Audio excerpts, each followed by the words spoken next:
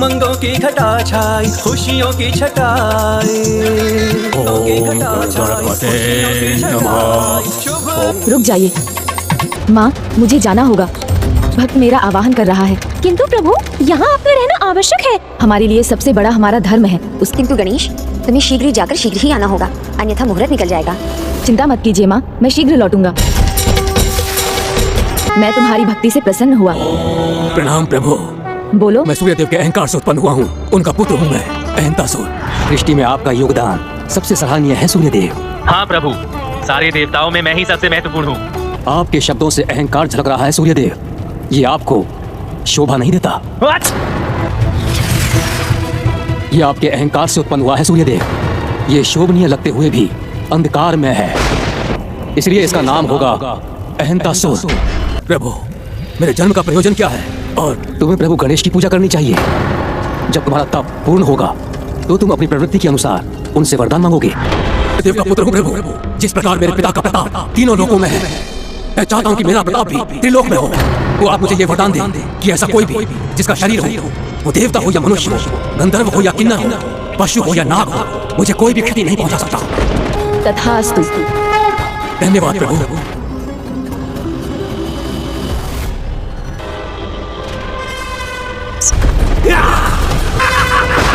तुम्हारा मनचाहा वरदान तो दे दिया मैंने, अब फिर यहाँ क्यों आए हो? उस वरदान को पूर्ण करने, तीनों लोगों पर विजय प्राप्त करने।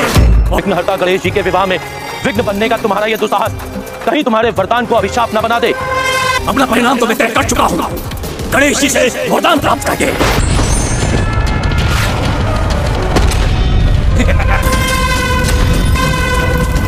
कोई भी शरीरधारी, चाहे वो मनुष्य हो या देवता, कोई गंधर्व हो या किन्नर, नाग हो या कोई भी पशु, मेरा कोई भी कुछ बिगाड़ नहीं सकता। चलो मेरे साथ, अन्यथा मुझे बल का प्रयोग करना पड़ेगा।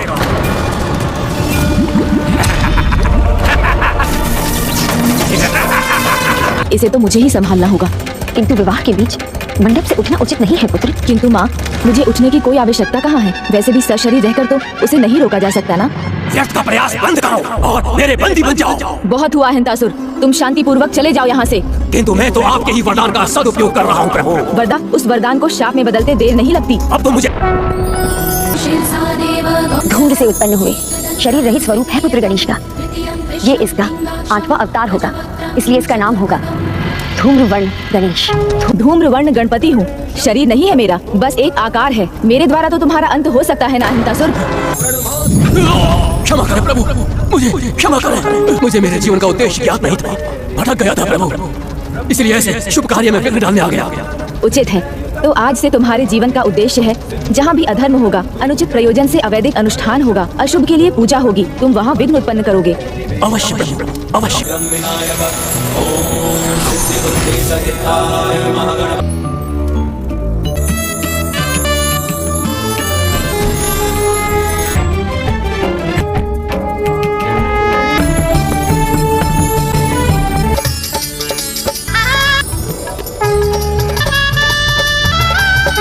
गणेश, तुम पूर्णता प्राप्त कर चुके हो। रिद्धि ऐश्वर्य और संपदा प्रदान करेगी, और सिद्धि ज्ञान की सिद्धि देगी, और रिद्धि सिद्धि के एक साथ होने से बुद्धि प्राप्त होगी। भविष्य में शुभ और लाभ तुम्हारे पुत्र होंगे, और तुम्हारी पुत्री संतोषी तुम्हारे परिवार को पूर्णता देगी। तुम्हारा परिवार इसका प्रतीक बनेगा कि बुद्धि के साथ जहाँ रिद्धि सिद्धि का वास होता है वहाँ शुभ लाभ होते हैं, किंतु फिर भी मन में संतोष होना अत्यंत आवश्यक है, भी हम जीवन का आनंद उठा सकते हैं। विघ्नहर्ता गणेश जी की जय।